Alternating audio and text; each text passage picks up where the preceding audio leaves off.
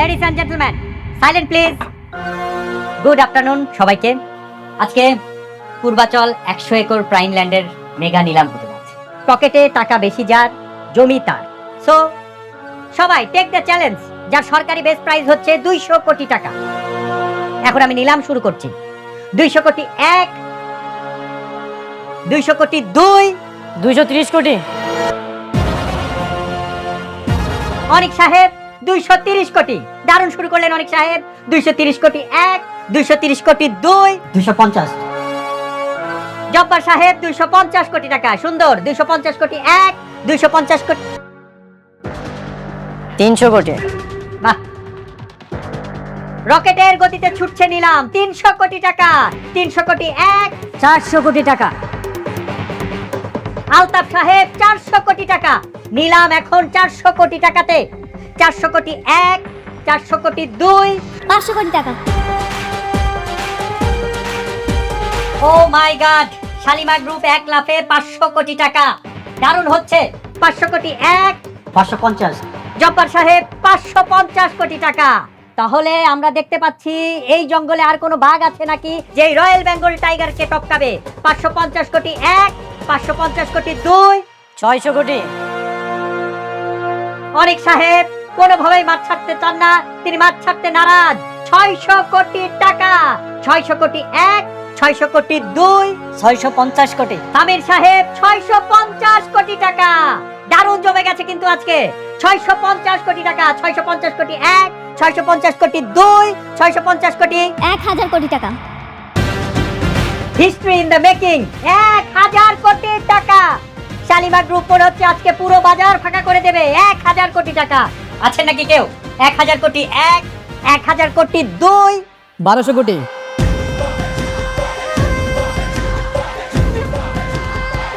আরে এই ফকিরের বাচ্চা এখানে কি করে? এত টাকা কোথা থেকে আসলো? মিস্টার সাব্বির রহমান 1200 কোটি টাকা। বড় বড় রাঘব বোয়ালদের পেছনে ফেলে তিনি ডাক হাঁকালেন 1200 কোটি টাকা। Huge congratulation mister Sabbir Rahman.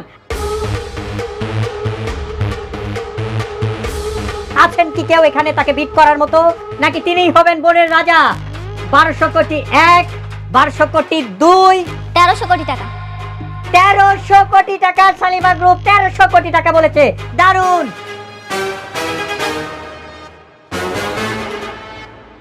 1300 কোটি 1, 1300 কোটি 2, 1500 কোটি।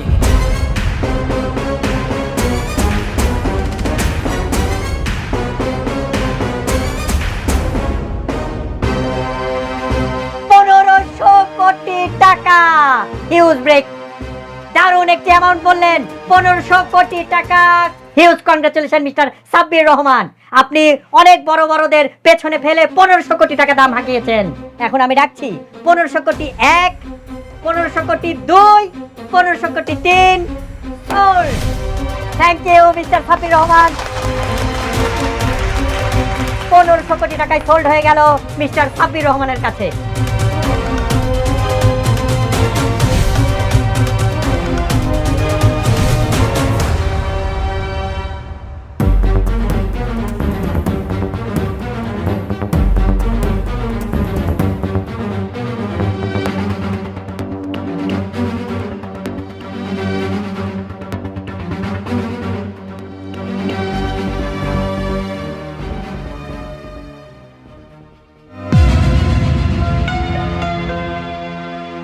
কি মিস্টার অনিক, চেহারা এমন চোনা হয়ে গেল কেন? মাত্র 1500 কোটি টাকার দাম শুনে আমার পড়ে গেল। আমি তো আরো ভাবছি পুরো ঢাকা শহরের সবকিছু কিনে দেবে শালিমা বিল্ডার্স, কিন্তু এখন তো দেখছি আপনার একটা মাটির প্লট কেনারও সাধ্য নাই।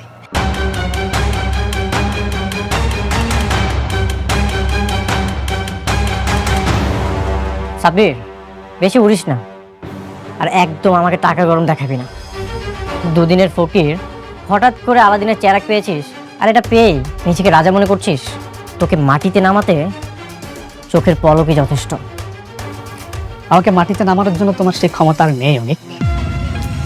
খুব বেশি বাড়াবাড়ি না ভালো না। কি বলে? বাড়াবাড়ি আমি করছি? বাড়াবাড়ি তো তোমরা আমার সাথে করলে। আমি তো জাস্ট ফিনিশিং দিতে আসছি। আর একটা কথা তোমাকে বলে রাখি, সিংহের চামড়া পড়লেই না সিংহ হওয়া যায় না। আজ থেকে এই রাজ্যের রাজা আমি, আর তোমরা বলে ফেলে দেওয়া মাঠের দর্শক। Goodbye, see and you.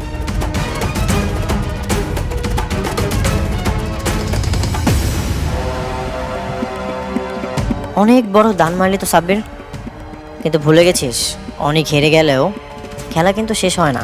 তুই যে 1500 কোটি টাকা এই মাটিতে ঢাললি, ওই টাকা তোকে সুদে আসলে রক্ত দিয়ে শোধ করতে হবে। আজ থেকে তোর কাউন্টডাউন শুরু হলো।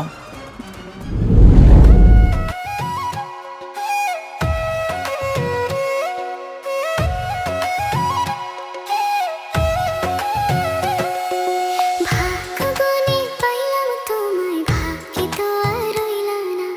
দুঃখে আমার বুক ভেসে যায়, সুখের দেখা হইল না।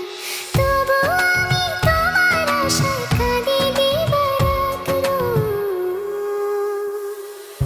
সুখে থেকো, ভালো থেকো গরি ঘরের রাজপুত্রে।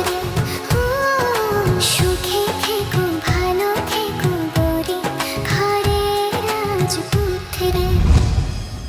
আজ তোমাকে বলতেই হবে, সাব্বিরের সাথে তোমার কি রিলেশন? যতই বন্ধু বন্ধু করো, আমি বিশ্বাস করি না। কেন বিশ্বাস করবে না?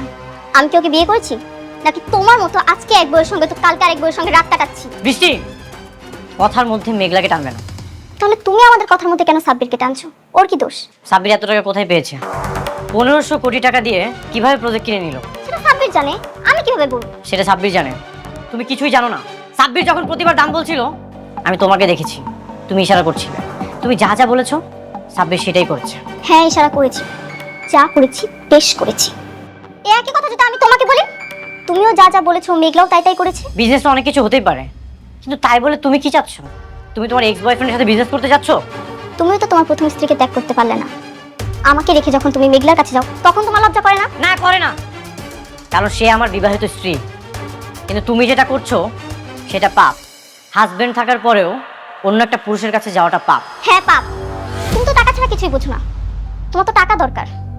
আমি তোমাকে ভালোবেসে বিয়ে করছিলাম, কিন্তু তুমি আমাকে বিয়ে করেছো টাকার জন্য। তাহলে আমিও টাকা ইনকাম করব, আমিও মেঘলা থেকে দ্বিগুণ টাকা ইনকাম করে তোমাকে দেবো। তবুও তুমি শুধু আমার থাকবে, আর কারো না। কি বললে তুমি? শুধু টাকার জন্য আমি তোমাকে বিয়ে করেছিলাম? তোমাকে বিয়ের জন্য কি আমি ফোর্স করেছিলাম, নাকি আমি তোমাকে বিয়ের প্রপোজাল দিয়েছিলাম? কোনটা? তোমরা আমাকে বিয়ের প্রপোজাল দিয়েছিলে। তুমি কি বলেছিলে বিয়ের আগে? আমাকে ছাড়া নাকি তুমি অন্য কাউকে বিয়ে করতে চাও না, তুমি আমাকে ছাড়া নাকি অন্য কাউকে ভালোবাসতে পারবে না। আমি যখন বিপদে পড়েছিলাম, তোমরা আমাকে হেল্প না করে আমাকে ব্যবহার করেছো। এখন তুমি আমাকে টাকার জন্য খোঁটা দিচ্ছ। হিংসার অহংকারে তুমি না পাগল হয়ে গেছো। হ্যাঁ, আমি পাগল হয়ে গেছি। তুমি টাকার জন্য মেঘলার কাছে থাকবে, সেটা আমি সহ্য করতে পারবো না। আমি ওই শালিমার বিল্ডার্স গ্রুপের শেষ দেখে ছাড়বো। ওর এমন অবস্থা করব যেন তোমার টাকার জন্য ওর কাছে আর ছুটে যেতে না হয়। ওই বস্তির মেয়েকে আমি বস্তিতেই দাঁড় করিয়ে ছাড়বো। এতই যখন আমাকে ভালোবাসো, তাহলে ওই সাব্বিরের সাথে তোমার কি? সাবির না তোমার থেকে 1000 গুণ ভালো। ও আমাকে একতরফা ভালোবেসে এখনো আমার বাড়িতে চাকরের মতো পড়ে আছে। আর তুমি কি করেছো? তুমি কি বোঝাতে চাচ্ছ? আমি এই বাসাতে চাকরের মতো থাকি? তুমি যখন বলবো আমি বসবো, আর যখন বলবো আমি দাঁড়াবো? হ্যাঁ, তোমাকে তাই থাকতে হবে। এটা কখনোই সম্ভব না। একটা সম্পর্কে যদি সম্মান না থাকে, সেটা কখনোই টিকে রাখা যায় না।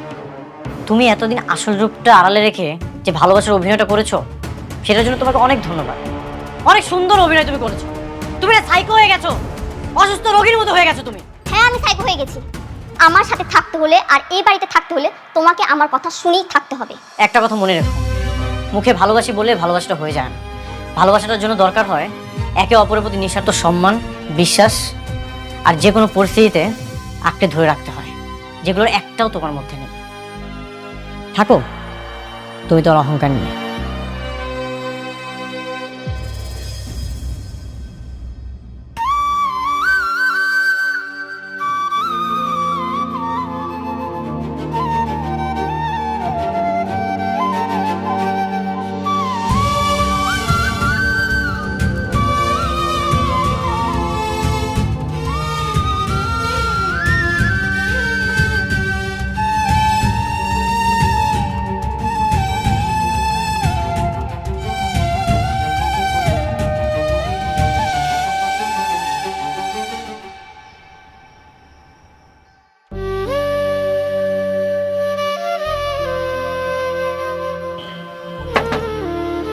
মেঘলা, মেঘলা,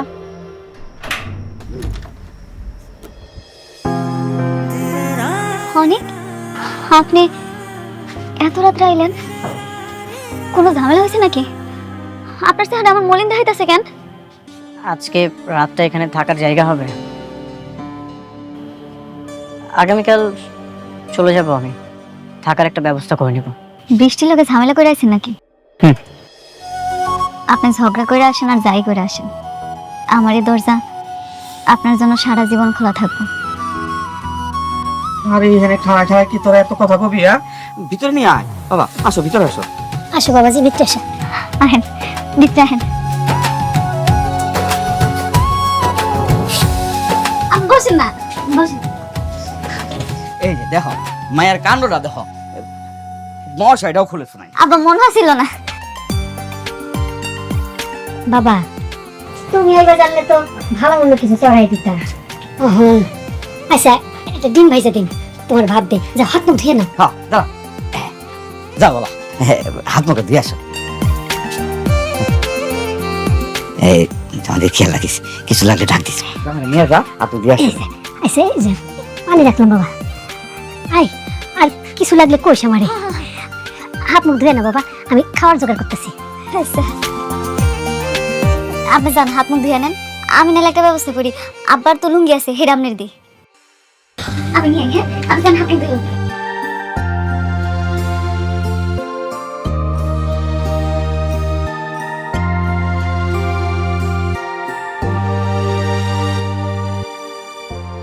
আপনি এখনো হাত মুখ ধুন নাই? আসলাম, কল করে চলেন, আসেন আসেন আসেন, কইতেছি।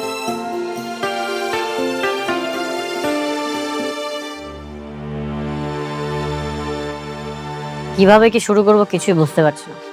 আমি যদি ওই কোম্পানির দায়িত্বটা না নিই তাহলে কি লাভ তাদের জন্য কষ্ট করে?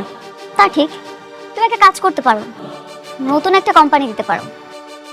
কারণ আমার কোম্পানির দায়িত্ব তো আর তুমি নিচ্ছ না। এখন আমার মনে হয় নতুন করে শুরু করলেই ভালো হবে। এতে যা খরচ লাগে আমি দিব। সেটা তো একই হলো, তাই না? তাহলে কি করবো বলো? তোমার যেটা ভালো মনে হয় সেটাই করো, আমি তো তোমাকে জোর করতে পারি না। আপনি শিওর? আচ্ছা আচ্ছা আচ্ছা, ঠিক আছে, আমি দেখছি। ম্যাডাম সরি, আপনাদের কথা মাঝে আমাকে আসতে হলো, জরুরি একটা ইনফরমেশন ছিল।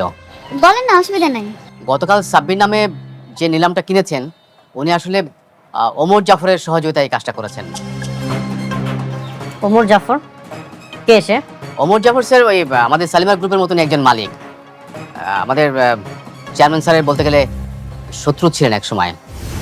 এবং ওমর জাফর কিন্তু খুব বাজে লোক ম্যাডাম।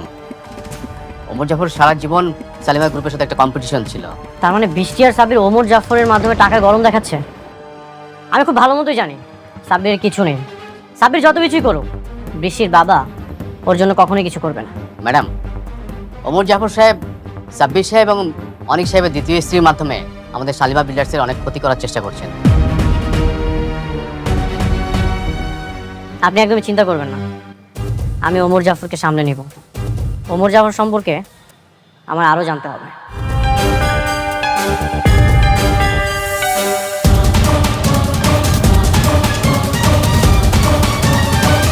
ওমর জাফর, আমি চাওয়া আমার একটাই, শালিমার গ্রুপের ধ্বংস। আমি চাই শাকের চৌধুরীর সাম্রাজ্য রাস্তার ধুলার সাথে মিশে যাক। আপনার আর আমার চিন্তা একদম এক। আমিও চাই শালিমা বিল্ডার্স গ্রুপ ধ্বংস হোক। ওদের ধ্বংস হলেই আমি আমার স্বামীকে ফিরে পাবো। Good, very good. আর তাই সবকিছু জেনে শুনে আমি তোমাদের মাধ্যমে কাজটা করাচ্ছি। বাট নোটেছেন, টাকা যত লাগে আমি দেব, ওদেরকে রাস্তার ফকির বানাতে হবে। আই হোপ তোমরা পারবে সেটা। পারবো স্যার, বৃষ্টি যেটা চাইবে আমি সেটা মন প্রাণ দিয়ে করার চেষ্টা করব। ওকে, তাহলে নতুন প্ল্যান সাজিয়ে আমি অ্যাজ আর্লি অ্যাজ পসিবল তোমাদেরকে জানাবো। সি ইউ সুন।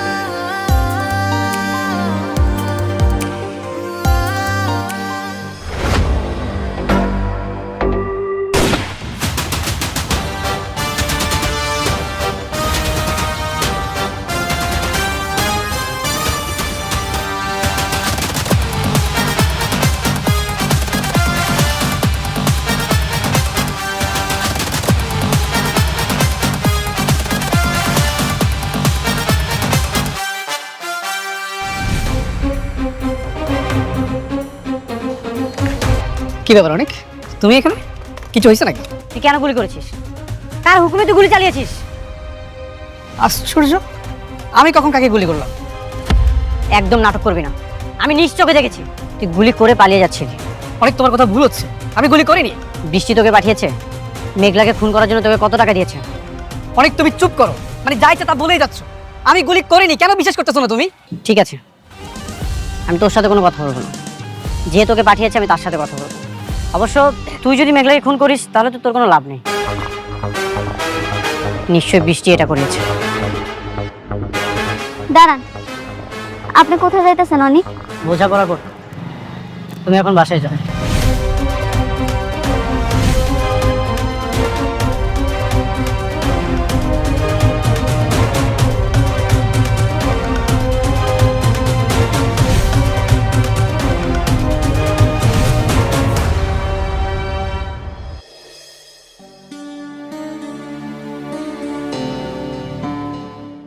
বৃষ্টি, এদিকে আসো, তোমার সাথে আমার বোঝাপড়া আছে। কি বলছো তোরা? তুমি মেঘলাকে কেন খুন করতে পাঠিয়েছো? মেঘলা তোমার কি ক্ষতি করেছে? ক্ষতির হিসাব করতে গেলে হিসাবে তো কোনো শেষ নেই, কিন্তু আমি ওকে কেন খুন করতে চাইবো? আমি কাউকে পাঠাইনি। একদম মিথ্যা কথা বলবে না। আমি নিজ চোখে সাব্বিরকে দেখেছি, হাতে নাতে ধরেছি। তুমি যদি সাব্বিরকে পারমিশন না দাও তাহলে সাব্বিরের কাছে কেন করলো, কিভাবে করলো? সাব্বির? হ্যাঁ সাব্বির।